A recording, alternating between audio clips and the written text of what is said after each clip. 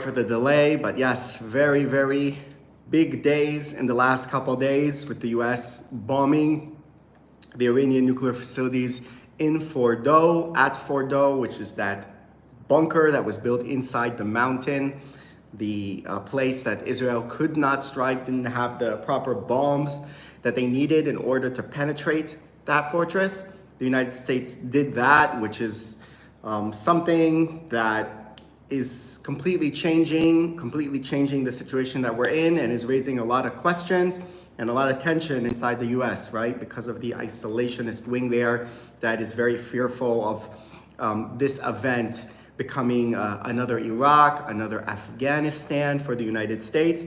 So there's a lot of that going on inside the US right now. But I said beforehand, and it seems like my prediction is looking more likely, is that all the US needed to do was a targeted strike to take out those facilities and get out and not get dragged into any protracted conflict. And I think there's a very good chance of doing that because of what the Iranians did now when they attacked the Al Hudaydah base in Qatar of the United States, but basically telegraphed that they were going to do that. So we knew there wasn't, or they knew there wasn't really going to be any real casualties from that strike, and thus offering everybody an off-ramp to basically end this round of the conflict, so to speak. So looks like there's a chance indeed that something like that is going to happen. And if that's the case, well, I think it's a big win for the United States. What do you think? Please give me your questions, and I am here to answer. But first, I'm just fixing a little technical thing here, as usual, me and my technical problems. It's always going on. All right, Aiden is here in the chat, and also some others. So, guys, what are your questions? What do you think about the latest developments, big developments in the Middle East? Give me your thoughts, please. Purple Cat says, I don't like the caption "end is near." I'm already trying to convince myself we aren't all going to die. Be more positive, life is good. Well, that's kind of a trick, right? Because I don't think the end is near, and what I just said now, and what I'm saying now is actually the end of the conflict, of this round of the conflict seems near, rather than being dragged into this big war that everybody warned us about. So, and also that was just the thumbnail I had from a previous live stream, and I didn't have time to switch it, so I just ran with that one. So sorry if I'm making you negative and pessimistic. I don't look negative and pessimistic right now, I don't think, and I hope you see some of that here. Muhammad Said says, hello, Nizam. Brother, I'm not a hate Jewish people, but this land Palestinian people this time. I don't know what that means. Can you clarify? What do you mean this land Palestinian people? How about both? Why don't we do both?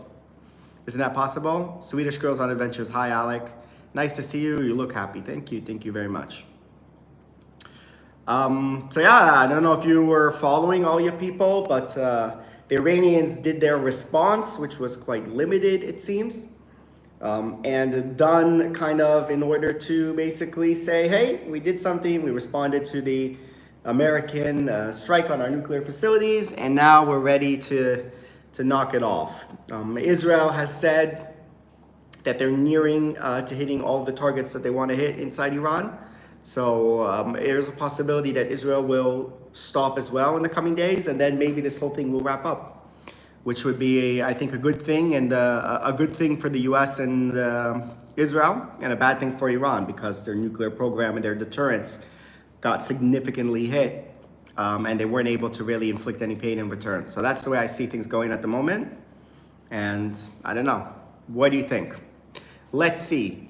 We shall do the customary poll. Start a good Q&A. Start a poll. Was the US strike against, what do you think? What do you think of the US strike against Iranian nuclear facilities? All right. US victory.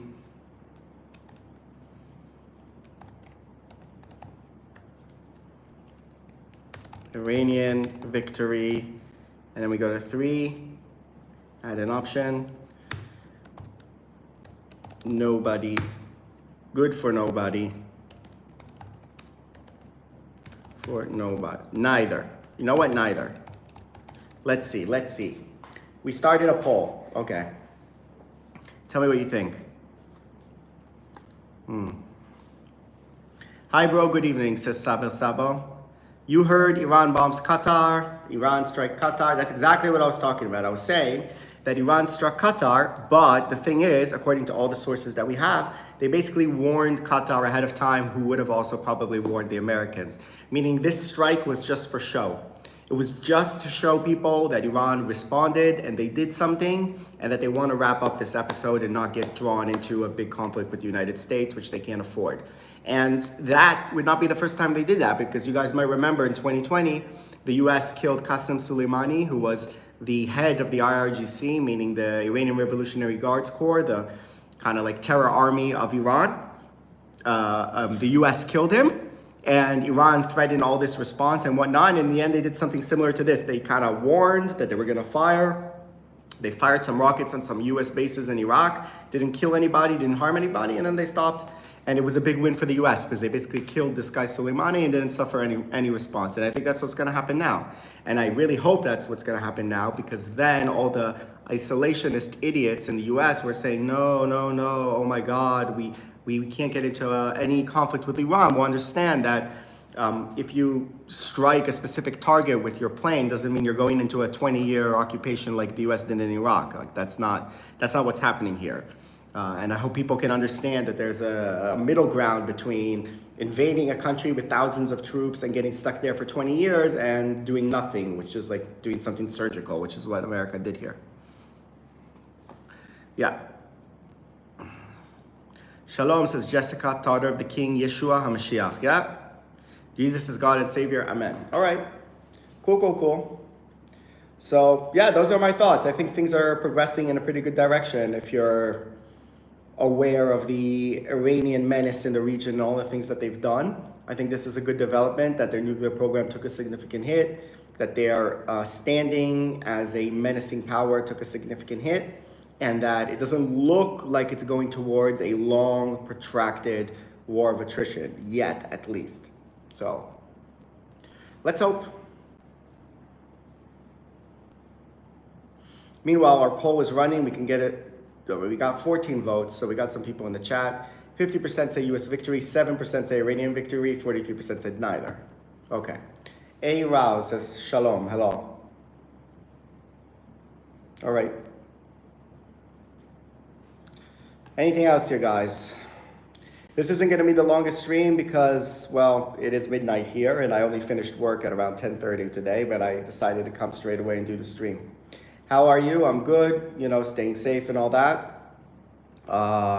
Hope to make another video soon, though I gotta be careful what videos I make because, there's still all this censorship going on in Israel about filming potential damages in sites that can be used, by the enemy and all that. So just kind of gotta keep an eye on what I'm doing and what I'm filming. I was hoping to be in Tel Aviv today. That didn't happen in the end. Want to really film a video there. I think there's some cool stuff to film there during the war right now. Hopefully it will happen. All right. What? Have there been any missile strikes today? No, there were some missiles early in the morning.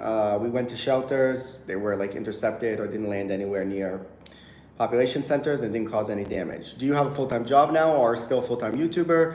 I don't have a full-time job. I work as a freelancer in the news once in a while. What do Israelis make of Reza Pahlavi, Crown Prince of Iran? Just wondering. Support him basically in Israel. Israel would love to see the Islamic Republic replaced with the Shah, yeah? We had good relations back in the day when the Shah was in power. His father, right? Reza Pahlavi's father. Israel and Iran had good relations back in the day. Also, there are Iranians in Israel, like Iranian Jews who came to Israel who I've seen them, I've met them. They wave flags of Iran with the lion, right? The golden lion of the Shah, yeah? So you have those people as well. I think definitely people here kind of support him and would love to see him in power instead of the mullahs. But that's I'm not sure that can happen or that's possible in the current conditions. The end of the regime in Iran, I think people were really hoping that would happen. I'm not sure that's going to happen. So, yeah, I don't know. All in all, I think people are pretty supportive of the Shah and would like to see him in Iran, but that's probably not going to happen, or it doesn't seem that likely. Why you not joining IDF? I was in the IDF when I was younger, and now I'm older and I'm not in the IDF, so it's pretty simple. Bro, you never in satanic church? No. No. Praying for Alec, may the Holy One of Israel keep you and your family safe, says Jessica, daughter of the King Yeshua HaMashiach. All right. What's a satanic church? I don't know. It's the satanic church. How can the satanic church be so beautiful? Doesn't seem to make that much sense to me, but what can I say? Well, I see that a lot of my older Israel videos are really doing well recently, and that's very good. The channel is in better days now than it was back in Africa, so happy about that. Brian C. says, Bibi has delivered when it matters, dealt with the Hamas threat and took out Hezbollah to the north, which ultimately led to the collapse of the Syrian regime and their sponsor Iran. Possibly. I definitely think Israel has insane achievements when it comes to dealing with the Iranian proxies in Iran itself. I would still put down most of those achievements to the military and intelligence rather than Netanyahu himself. But, he warned about Iran for decades, and now he struck. So he deserves credit for that. The question is really if the nuclear facilities, how badly they were damaged. And that's a question that I have, and I don't know the answer. Because if they were only sort of like partially damaged and whatnot, then we might be back kind of like in a similar situation as we were before, soonish. In a couple years, they moved some of the enriched material, rebuilt some of the facilities, no inspections. So it's, it's a question. It's a question of how badly their facilities were damaged. It's something we're gonna have to wait and see before we can assess Bibi's legacy in this, maybe. Jacob Wusnarzik from Usnarzik. I don't know how you pronounce this CZY in Polish, is joining us from Poland. Sabel, what the hell is wrong with you? Bro, why are the Jewish people can pray in mosque? What Jewish people are praying in mosque? I don't know what you're talking about. Whatever. All right. You're doing good? Great. Good to see you. Abruzolad says hello. Well, let's take another look at our poll, because this is the question. How do you think of the U.S. strike? What do you think of the U.S. strike against Iranian nuclear facilities? 1, U.S. victory, 46%. 2, Iranian victory, 12%. 42% saying neither. Interesting. That's quite a lot of people who say neither. I wonder why.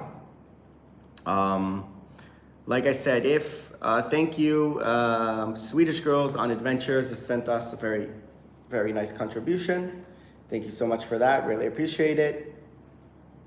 Anna, my great supporter from Sweden.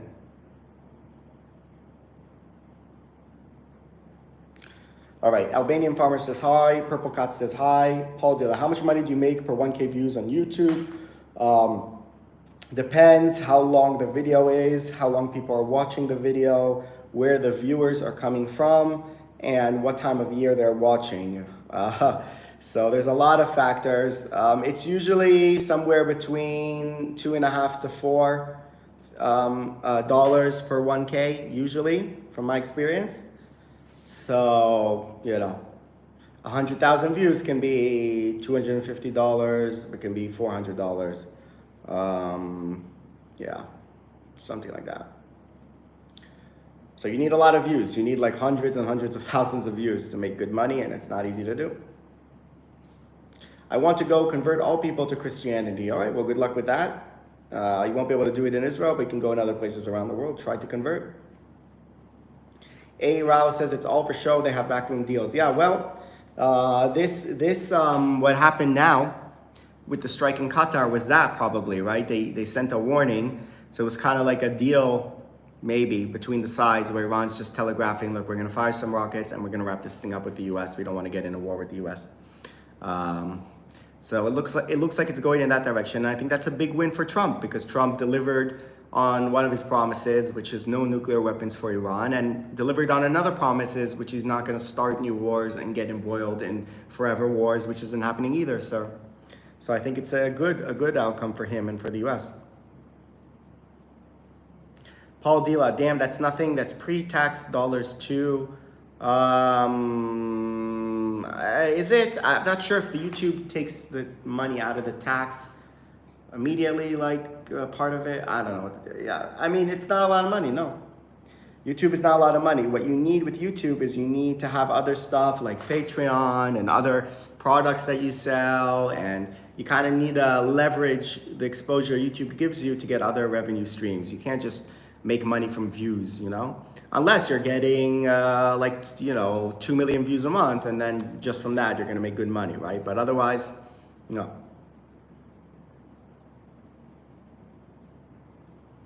Paul Dila, I made about 3 for every 1K views. Average video made $10. After tax, that was 6. It's big. Yeah, I know. I survived a lot on donations and things like that when I was traveling. I was making less than $1,000 a month from ad revenue, Bro, you never kiss any girls. Saber, what the F is wrong with you? Why are you acting like a complete weirdo? All right. What else? How many babies do you have? I don't have babies. Wandering Nomad, let's hope Iranian people will become free from the oppressive Islamic regime. Maybe. But we shall see.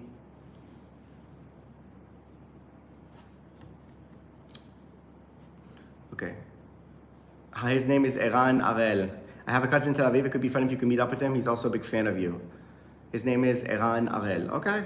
Well, maybe I'm going to try to do like a meetup in Tel Aviv or something soon, a meetup for the Israelis. Jacob says, my question is a little up, which was, what was the question again? I don't see a question here, Jacob. Maybe you can ask it again. I don't see. I just asked you, how are you? And you said, good. That's all I see here. All right, what else? Anders, how YouTubers in Nibohanse, Kenya make enough money to build houses? Well, that's a good question. I was asking the same thing. I think, first of all, they put out a video every day, some of those people. Like, they put out a video every day, some of those guys. Or almost every day. So, like this guy, I am Mayugno, who was in my video in Kenya, he was in that video that I made when I was in Kenya. He puts out like 25 videos a month, right? And each video gets like 4,000 views. So he's already getting to, I don't know, 100,000 views more per month? Over 100,000 views per month? That's, and his videos are really long. They're like 40 minutes, an hour. I mean, I don't think the content, I couldn't watch an hour of that content. Someone wandering around the village. I guess some people it's interesting. I think it's, when I do such long content and there's not enough going on, people tune out. But that would be $400, which is a lot in a village in Kenya where your expenses are, I don't know, $50 a month or whatever, like where your expenses are so low. And also these guys, they get a lot of donations. There are a lot of, the guy I was with, this guy Gake, who hosted me, really nice guy, when I was in Nibohanse, he gets a lot of donations. There are people trying to help him. They see a nice kid in Kenya, working on his vlog. And there's some Americans with money who send him money. And he's using that to build the house, He's not making enough from the revenue itself. So that's how they do it, I suppose. Do a lot of chicks DM you because you're famous now? Let's not exaggerate. Are you going to start traveling Israel and Iran when things slow down? Yeah, I mean, traveling, I don't know. Right now, we barely have any flights out of Israel, so I'll make videos from Israel. Iran, only if the regime falls. Otherwise, I'll never be able to make a video from Iran, yeah?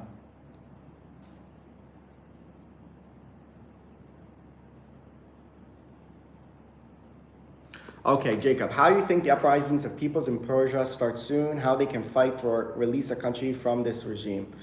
Um, I don't know. I don't know if it's possible. I think to unseat a regime like this, you need some type of help from inside the military, or a foreign intervention, right?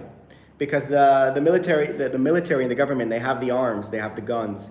So how do you rise up against them? There's no way. The only way is if someone with the guns, meaning someone in the military who has armed forces at his disposal, comes in and kicks out like the leadership.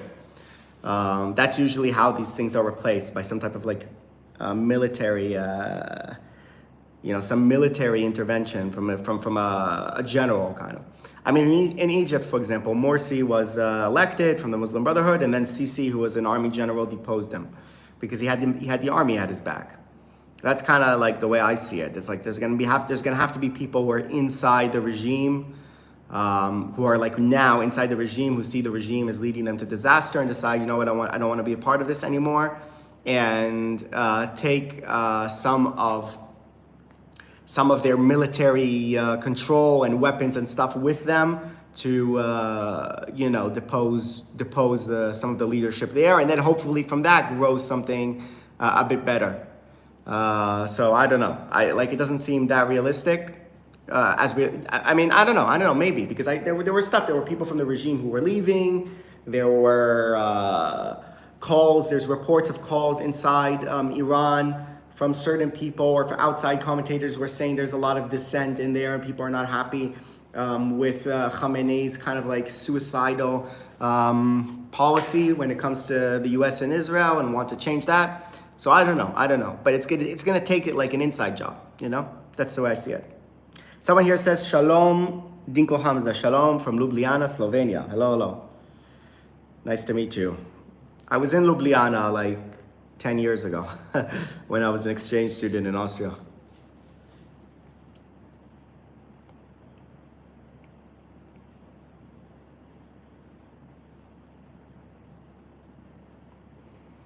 Paul says, this guy makes amazing videos, has to deal with bullshit comments. It's fine. I do donating to positive, uplifting channels. This may be one very soon. So far, so good. Jay from Texas. Right, well, nice to meet you. And yeah, I've luckily received some donations from some very nice people that have really helped my channel keep going. Anders, do you think those guys in Nibohanse are scammers, scamming their subscribers? Africa is known for scammers. What happened to Coco Boy? Stop posting. He's from Israel. Yeah, Coco Boy quit. Basically saw he can't really make enough money off of it, and it's too difficult as a traveler. Coco Girl's still going. And no, I don't think there's scammers there in Nibohanse in Kenya. I was in the village. I met the people. They're nice people. All good. They're vlogging from their village. They're showing village life in Africa. And some people want to help them. That's it. I don't think it's a scam. You know what I mean? But yeah. Welcome you in Poland. Someone here says, Shalom from Tehran. A person named Bisan, maybe? I don't know if that's Farsi or Arabic. But if we have someone from Tehran, if we have a viewer here from Tehran, then all I can say is hello, and very welcome. And as I said on my channel many times, I really love the people of Iran, and I've met many of them abroad, and they're great people and lovely people, and I have nothing against them. So just important to remember that while our countries are at war, it doesn't mean we the people have to hate each other. Certainly not. So Paul Dilla has sent a donation for the amazing content you've put out. Thank you so much, Paul. I really appreciate that. And yeah, you're welcome to ask me any question here in the comments. I really appreciate your donation. Helps my channel grow. Helps my channel, gives me motivation to make the content, because as we said, the income is not great on YouTube. Someone says, Abu Salad, will you come to Italy again? Yeah, why not? Make some videos from Italy in the future, we'll see. There's some cheap flights from Tel Aviv to Napoli. So maybe the day will come. Someone says here, Polish, Jacob, now I live in Netherlands and I welcome you in Holland too. Yeah, thank you very much. Definitely can use these invitations when I travel around the world, huh? A. Rao says, do you know the story of the last two Jews in Afghanistan? I heard there was I know they did a lot of reports about the last Jew of Afghanistan, one guy, right? And then he ended up moving to Israel. He was like the last Jew of Afghanistan. The BBC did a thing about him. He was famous, you know? But yeah. Paul Dila says, why did Coco Boy quit again? More details. He had such a strong following. Was he getting tired of traveling? I don't know. I never met the guy. I never talked to the guy. I just know through mutual friends. Look, it's hard being a travel vlogger. It's really hard. It's you have to be on the move all the time. You have to keep doing all this stuff to get the views, and you have to get a lot of views. You need like a lot of views, and sometimes you're getting a lot of views from poorer countries where the income rate is really low. So, you know, even if you see 200,000 views, you think, wow, but it's like 150,000 are coming from Africa, which means it's worth $100 or $80 or whatever. And it's just not a lot of money, you know? So at some point, some people say enough is enough. You have to really be hardcore to keep going. Bisan says, we Persian people support Israel. MIGA, make Iran great again. I hope the Crown Prince will be back to Iran with a fist.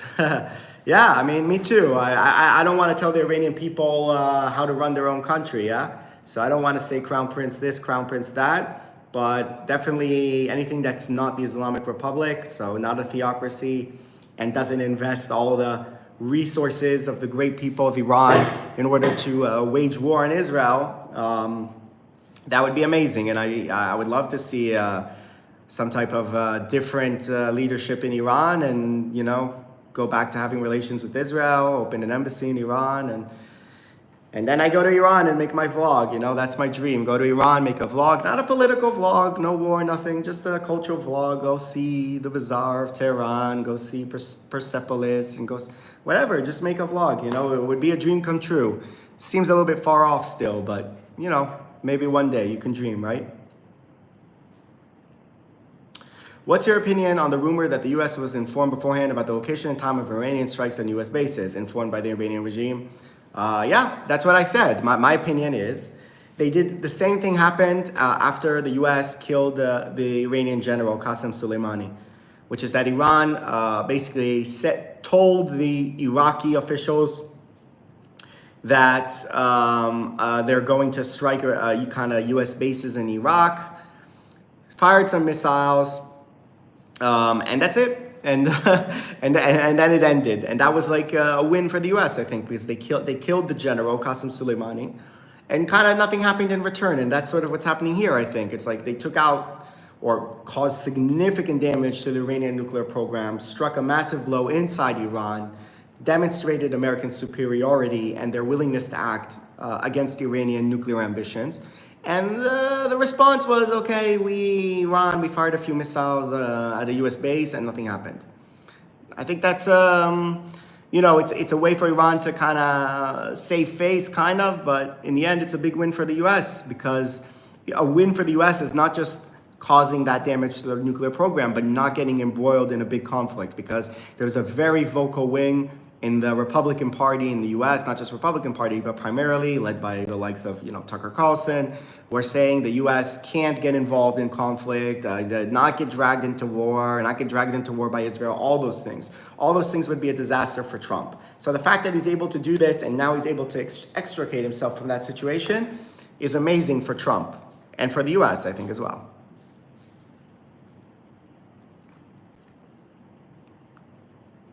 Is the mood in the country Israel noticeable different after the hit on the Iran nuclear sites? I don't know, like in the media, they're talking it up big.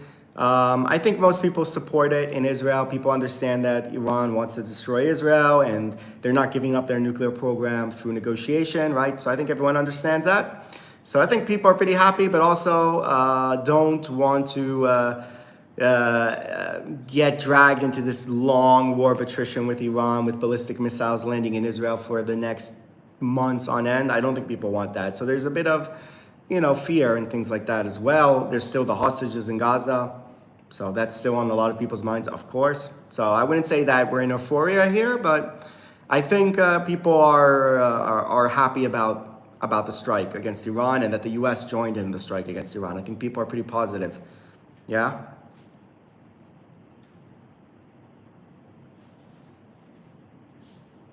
Paul Dila says, having passion isn't enough to run a YouTube channel, and carrying a camera everywhere really ruined the moment, having to do clickbait and stuff. Yeah, maybe, you know.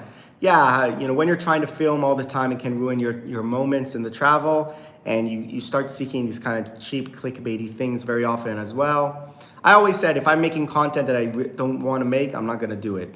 So I probably lost some money opportunities by kind of sticking to certain principles that I have. But it's also why I'm not sure I'm going to go back to a regular travel vlog format, because I just don't think it's profitable enough. And you have to really be in the excitement of the travel. If you're not in that excitement, then you're probably gonna, you know, if you're just traveling to make money, sort of, by searching clickbait, then it's not a good place to be. You planning on travel vlogging far off lands anymore? Doing more sit-down content, geopolitical analysis? Both, hopefully. I've said, like, on my channel, I'm probably not gonna be traveling full time. Now I can't, you know, there's a war going on, but I'm not gonna be traveling full time anymore, right? So before I was traveling full time, I was a full-time traveler, and I just can't do that. Like, I've run out of energy to do that. So sometimes I'm gonna travel places and make interesting videos, circle the subject back maybe to stuff related to Israel and Jews and Muslims and things like that, as my channel has done so far. But I'm for sure gonna still make videos abroad. You know, I'm not gonna just, but I'm gonna make interesting videos from Israel, interesting videos from abroad, maybe do some more, you know, analytical videos and stuff like that as well. See how that goes. So we're trying and seeing what can work, that, you know, the channel can be profitable, that I can make content that I want to make, and not just make crappy content that I don't want to make money, and stay true to my principles, you know, and that's not an easy thing to do, and I hope we can do it.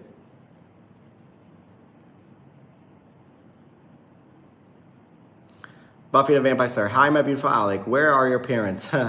My mom is abroad right now, my dad is in Jerusalem with my brother. Wishing you all the best, says TNR, thank you. You could travel once in a while after the war. Yeah, that's the plan. Fearless TR says, Marhaba, insightful nomad. Marhabten, as we say. Hello, hello. Do you also work an 8-5 job? So right now, no. Oh, your display is shaking, yeah. That's because I'm, what? And now? Oh, I think it was because I was like leaning on the table, yeah.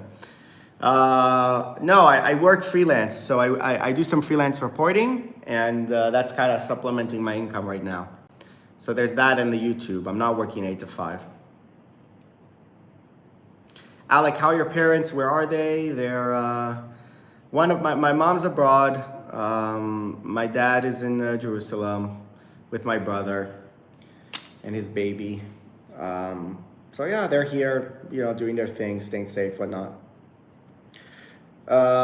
B-Sun says, I dream of a day when you can visit Iran freely and create your vlogs without any restrictions. One of my biggest wishes is to visit Tel Aviv someday too. Yeah, hope so, you know, from your word to God, inshallah. I would love to visit Iran, and I've said it, like, it's one of the countries I really most want to visit. I really, really am interested in that country. It's has such a crazy, rich history. Iran, it's like thousands of years.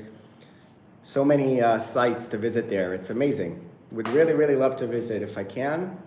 And let's see, I hope it happens in my lifetime, you know, that it's possible to visit Iran. It would be amazing. Do you know of ways for Israeli citizens to leave the country right now if they want to? So yeah, I think you can drive. I heard some people who drove to the border like with Sinai and then flew out from Nueba in Sinai. In Egypt. I know someone who flew out from Amman, which is a bit crazy to go to Amman right now, like crossing the land border. And now they're starting to do flights again, probably to Cyprus. So those are some ways for those who really, really want to get out, you know? How often do you do freelance reporting? Not enough. In March, for example, I did 10 shifts, which was great. That was a lot, like, good money. You know, last month I did 2, this month I did like 2, you know, so not enough. 2-3 shifts a month, you know. So yeah, gotta hope for more, or like expand my network. I'm also working on all kinds of projects, working on my book, working on my lectures in Israel. So there are other things, revenue avenues I'm looking at. Possibilities, and you know, these are all ways of remaining kind of like an independent voice and doing my thing, you know, not get sucked into some 9-to-5 job I don't want to do and not be able to create content. We'll see.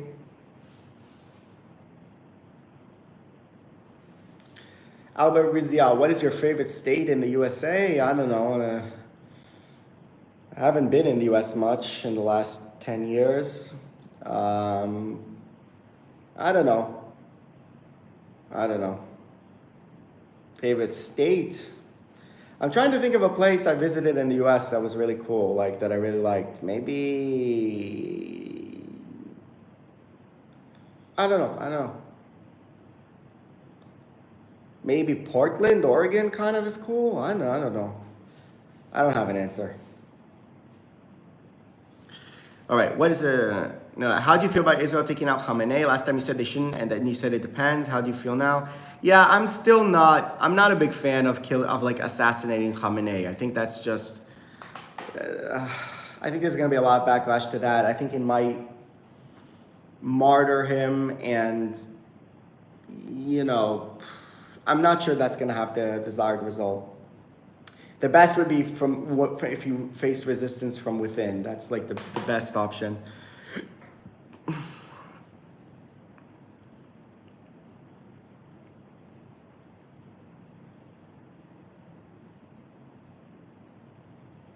Oriel and Israel both has a YouTube channel, works for All Israel News. Who do you mean both? Oriel and?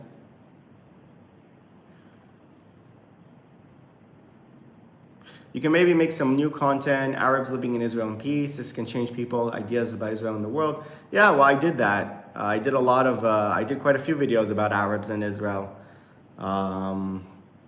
Did quite a few of those. So, you know, whatever, people don't care. They just want to be obsessed about, yeah, I've done that. I don't have a problem doing it again. I went to Rahat, the city of the Bedouins in the south. I did Jews and Arabs in Jaffa. I did Jews and Arabs in Haifa. I did Jews and Arabs in Jerusalem. I'm like, okay. Yeah, we can do another Jews and Arabs video, but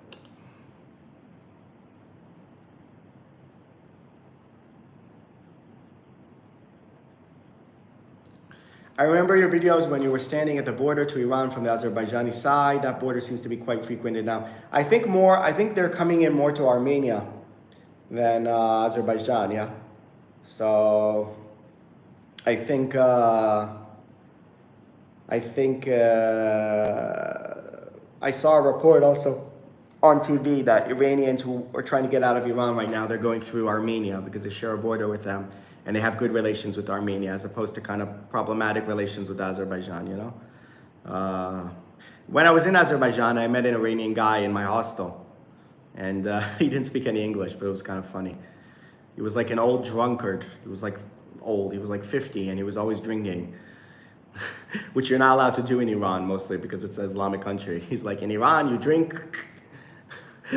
He's like, puts handcuffs on his hands, like, you know, you get arrested, whatever. That was funny. We tried to talk. While we were in the same hostel, what's his face got knocked off. What's the name of the dude? Not Rouhani. Whatever. The guy who was the president of Iran, I forgot his name already.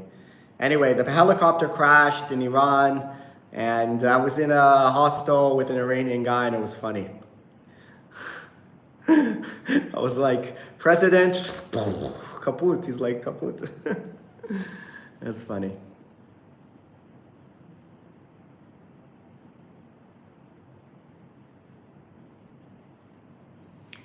Jay says drugs, violent crime have significantly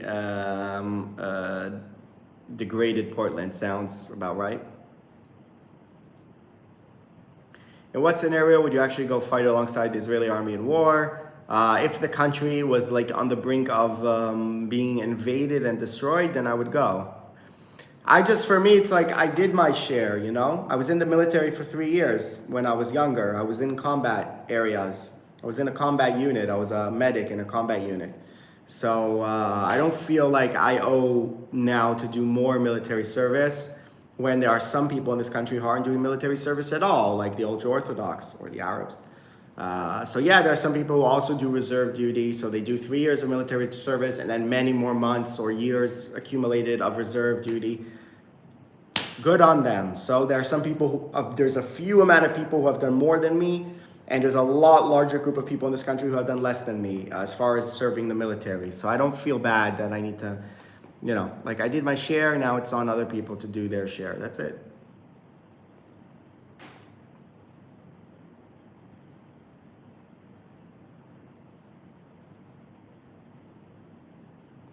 Someone says, what kind of lectures do you do? No, I built a lecture and now I need to sell it. It's just, it's about my trips as an Israeli to Saudi Arabia, to Egypt, to Indonesia, like places that people in Israel don't know anything about, never traveled to.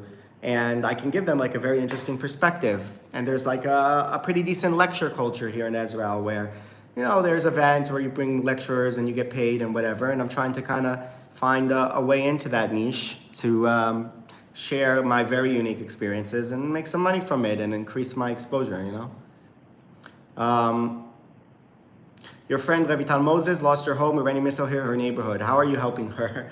I didn't know about that, so thanks for letting me know. Yeah, like a content creator in Israel. She was born in India and moved to Israel, like Jewish, yeah?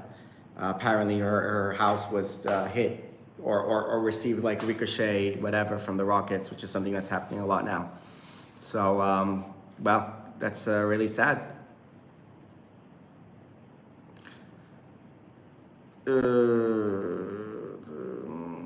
I'm from Egypt and I love Liverbird says, I'm from Egypt and I love Palestine and honest Jews who like Palestine. Okay, I mean, like, look, the question is, how do you get to a solution? If you like the very small amount of Jews who say, F Israel, there's no Israel, there's only Palestine, and we're going to destroy Israel, then you might like those people, but that's not going to bring you to a solution, yeah? Like in the end, Israel and the Palestinians have to live peacefully next to each other, which means also recognizing the existence of Israel, not trying to destroy it. So I would just say that, and you know, maybe try to build bridges with Israelis who don't love Palestine, so to speak, but want to live peacefully next to them, you know? That's what I say, right? So people ask me, like, you're for Palestine, you're for Israel.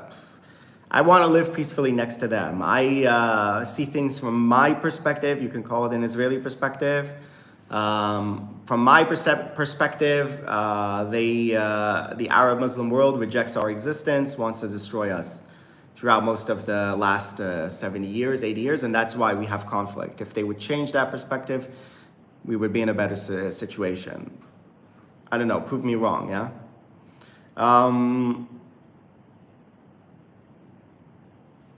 Maybe contact Traveling Israel and see if you can team up with him. He has a very minimal website with a Travel Israel course on it. Yeah, you know, I know him, I know his channel, but I'm not sure his overlaps exactly with mine. Bottom line is I need to do my own thing, you know, and it's work trying to develop develop your own whatever, like sources of income, your own products, right? A lecture is a product, a book that I'm writing is a product, the YouTube channel is a product. So we'll see. For now, thanks to the freelance work that I'm doing, I'm making about enough money to kind of live. So, you know, we'll see.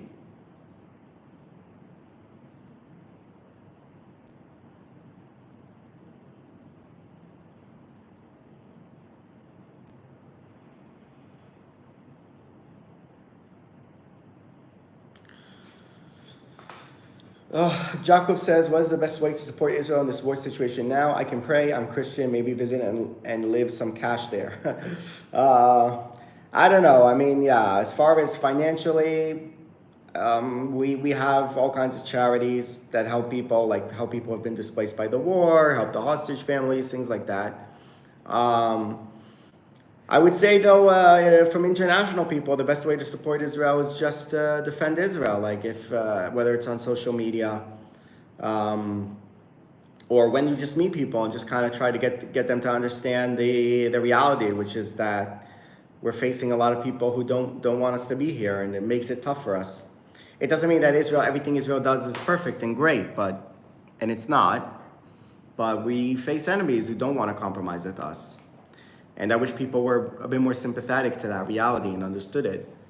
So if you get people to understand that reality, that like Hamas doesn't want to make peace with Israel and live peacefully with Israel, that they don't want to destroy Israel because, I don't know, the conditions in Gaza are bad, so they want to destroy Israel. No, it's like a deep-seated ideological thing. It comes from both religious stuff and long-seated historical, cultural idea that the Jews cannot be a nation and a state. They can only live under their sovereignty. And they're on a vendetta to destroy Israel. If you're able to convey that even to one person, or 2 or 3 people during the year, then you've done something, because you're helping change the perception a little bit. So I would say that.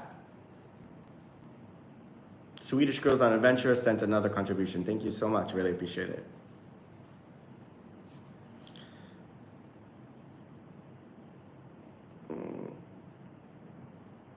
Timo. Thank you, Timo. Sent 12 euros. Wow, Timo, that's also very generous. Thank you. Not the first time, Timo. Timo might be second place in my list of amazing supporters after Anna, Swedish Girls, who's number 1, of course. Let's not forget. But Timo, I think, is in second here. Timo is great. Thank you so much for that. Swedish Girls on Adventure says, I always defend Israeli people's right to be there. It's your home. Again, I stress, I want to live peacefully next to the Palestinians, right? I don't want to remove them. Me personally, maybe some people do. I don't. But I also recognize that they don't want to compromise right now. They want the end of Israel. That's what they want. And they can't have that. They can't have that, yeah? So we're kind of destined to be in this situation for now.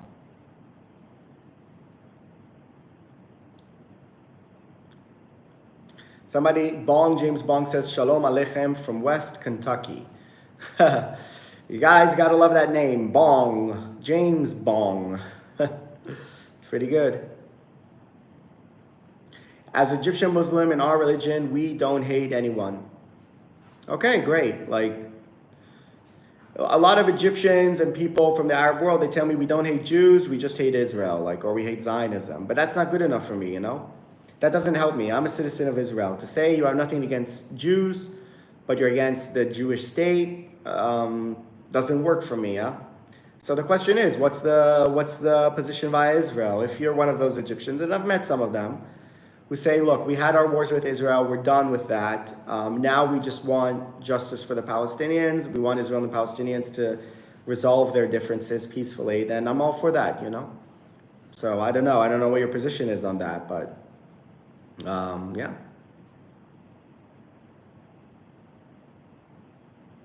Have you memorized Genesis? No.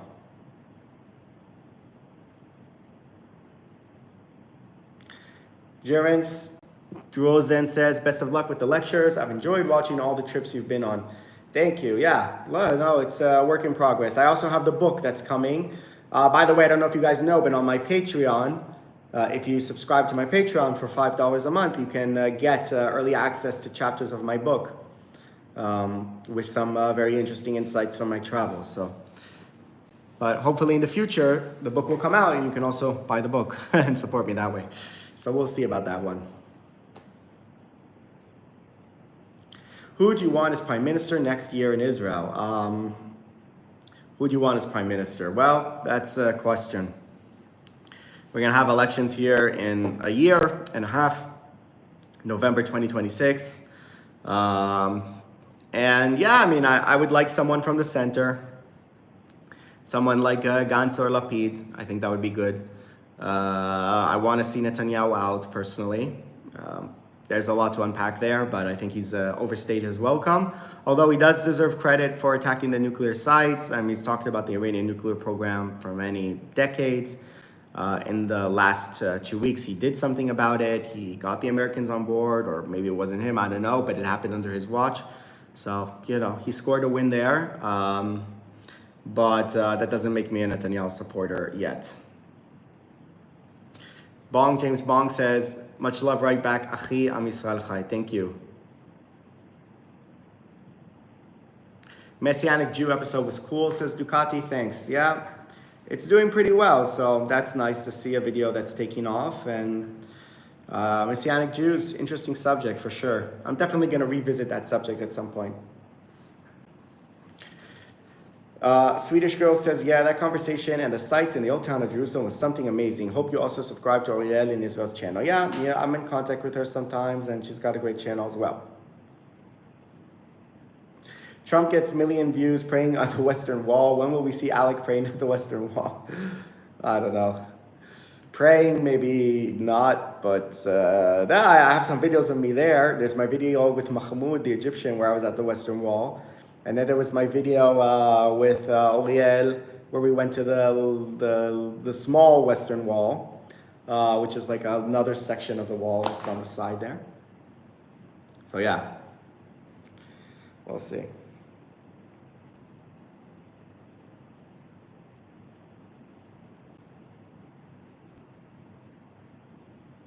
The Kotel. Well, that's awesome as well. Albert, I have Jewish family, according to a lasting research, and from both mom Sephardic and dad Ashkenazi. Okay. That's cool. Cool. Also, a lot of Jews in the US, people don't know this, have like Sephardic ancestry, right? So we were having this conversation the other day where someone said I was in shock to discover that Jerry Seinfeld has a Syrian Jewish ancestry, right? He's not all Ashkenazi Jew. He has a family from Syria. But that's pretty common. Like there's a lot of, also in the US, they're mostly Ashkenazi Jews, but there's like a lot of Sephardic Jews in the US, Iraqi Jews, Persian, like Iranian Jews in LA and stuff like that. Lots and lots of them.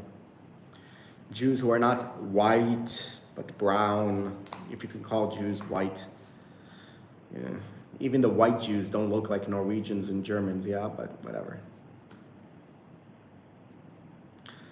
Jared says, small Western Wall seemed pretty nice. I'm surprised there weren't more people visiting there. Yeah, I guess it's a, it's a hidden gem. Timo says, I'm politically left and I support Israel, of course, want peace and wish Palestine have own country someday. Maybe many leftist people support Palestine now in Europe and USA. Yeah, that's true. It's kind of like become a hallmark of the left, right? It's like you support Palestine, that's what you do. You support environmentalism and Palestine, like Greta Thunberg.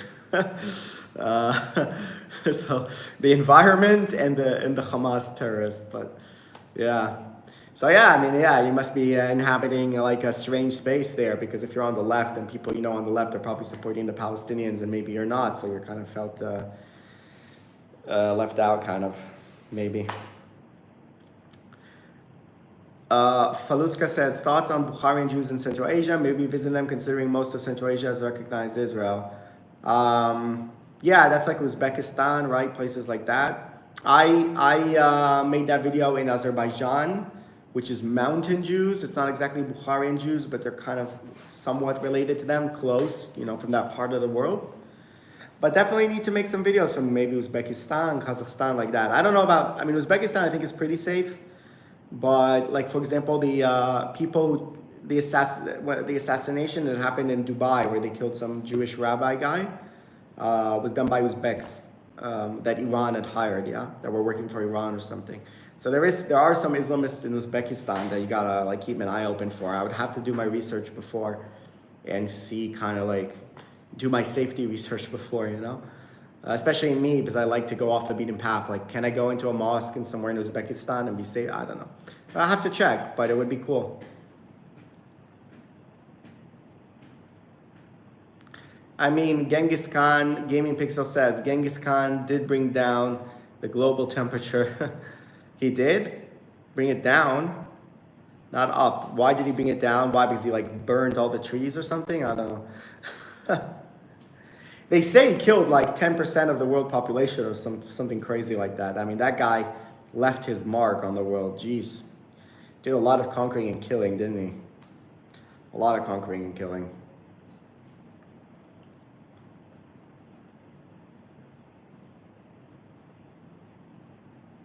Jacob says, transportation question. When you can travel by new metro system in Tel Aviv in future? I saw a nice project and it's in progress. And you know in Jerusalem they built some kind of metro.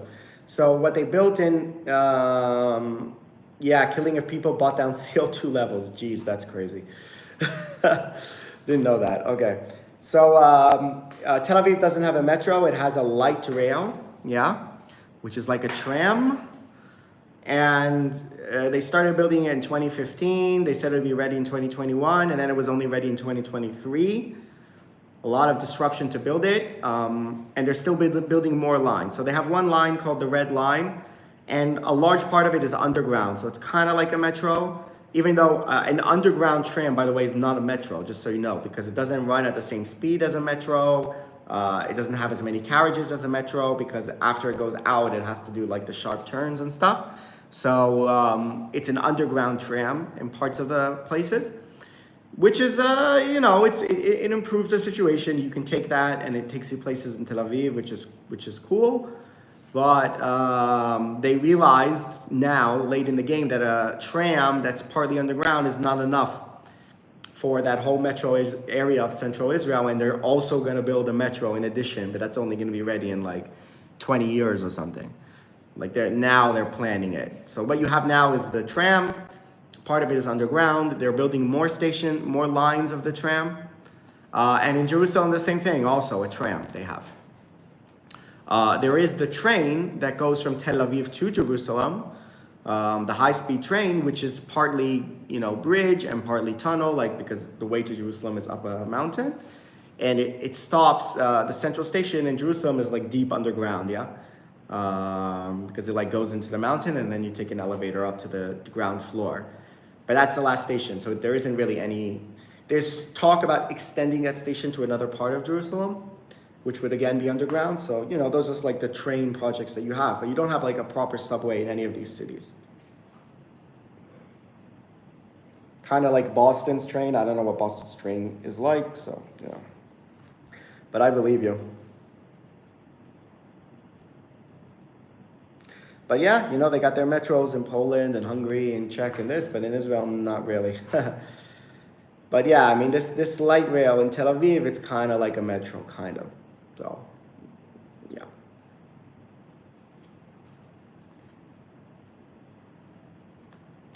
All right, guys, it's almost 1 a.m. here, so let's take a look at our poll.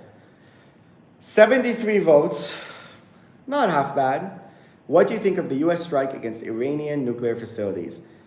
51% said U.S. victory, 10% said Iranian victory, and 40% said neither. Okay, we can end the poll there. But yeah, I mean, most people seem to think it's a U.S. victory, which seems pretty obvious that it is, especially if the U.S. doesn't end up getting dragged into like some type of protracted bogged down war, which is what the party doesn't want there, the Republican Party. So if they can extricate themselves from that now, it's going to be a big victory for Trump, I think, and I hope that's the case. Swedish Girl on Adventures, thank you for doing a live stream. Thank you, everyone, and those who contributed. Swedish Girl, Anna, thank you. Timo, thank you very much. And also Paul, right? Paul Dilla also sent a contribution. So all those people contributed, thank you. And also those who didn't, who just, used their valuable time to pop in. Love you guys. Thank you so much for coming. And that was just a bit of the update.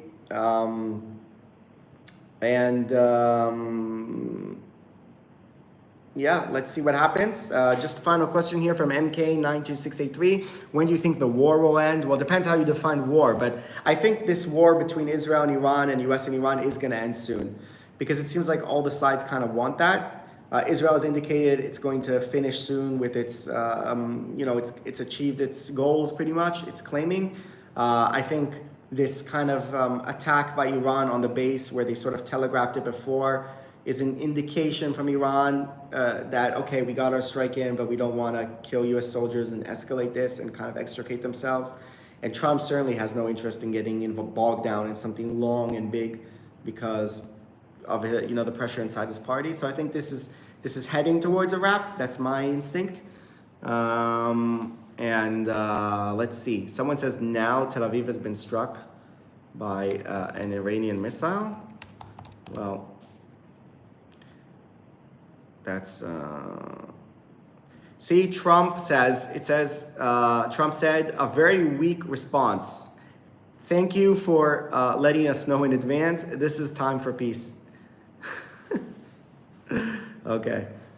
So yeah, that's kind of funny that basically Trump is kind of saying, "Oh, you tried to strike us, didn't really manage, and now we're ready to make peace." So yeah, that's what I was saying. That I was hoping that kind of something like that happens. Garant says, I voted for neither, but I think a more accurate answer is it's much too soon to know. Yeah, that's true. It is much too soon to know. This is all tentative, right? The implications of this will be known further down the line. And I'll be here to unpack that with you guys. So, yeah. Jacob says, thank you, man, and all you guys. God bless you. Stay safe in the name of Jesus Christ. Salvation for all Jews and all humankind in the name of man. Thank you. And Faluska asks how long you think the war with Iran will last. So yeah, I kind of answered that in the last question. I think it's heading towards a wrap. Obviously, the shadow war and all that and the tensions behind the scenes will continue with this kind of like direct confrontation of the missiles, I think is heading towards a wrap. Let's hope I'm not wrong because I'm not a prophet and nobody can know for sure. But that's kind of where I think it's heading. So yeah. All right, guys. Thank you very much for all those who tuned in. And we'll see you around. And more videos will be coming soon. Thank you.